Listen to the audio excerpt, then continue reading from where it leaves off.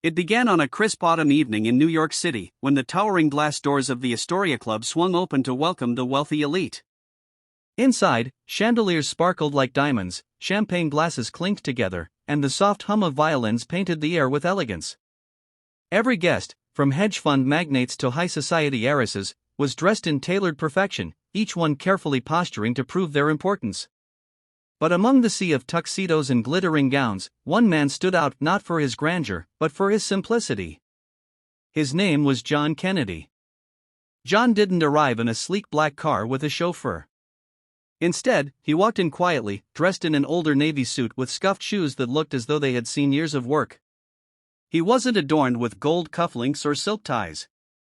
To the others, he looked like a man who had taken a wrong turn into a world he didn't belong in. Whispers rippled across the room almost immediately. Who let him in? One woman sneered, raising her perfectly arched brow. A group of men laughed near the bar, muttering about his shoes, his tie, even the way he carried himself. Looks like he borrowed that suit from his grandfather, one joked, earning cruel chuckles from the rest.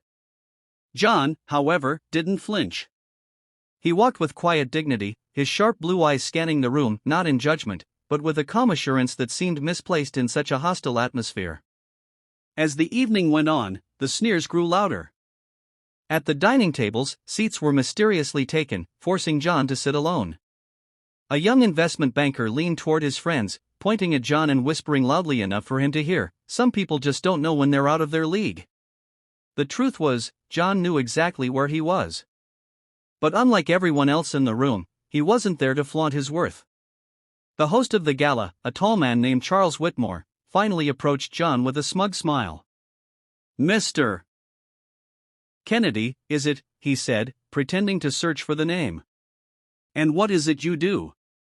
"I work in investments," John replied softly, sipping his water. "Oh, investments!" Charles exclaimed with a mocking tone.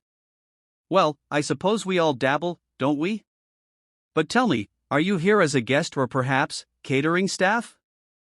Laughter erupted around the circle that had gathered. Still, John remained calm. "I'm here as a guest. I was invited." The conversation shifted back to real estate, yachts, and luxury vacations, leaving John excluded. But just when the evening seemed to reach its peak of arrogance, the master of ceremonies announced the charity auction portion of the night. Priceless art, rare wines, and vacation homes were paraded across the stage. The wealthy elite raised their paddles, competing with smug pride to outbid one another. A Monet painting came up for bidding, and the room buzzed with excitement. Charles Whitmore proudly raised his paddle at $2 million.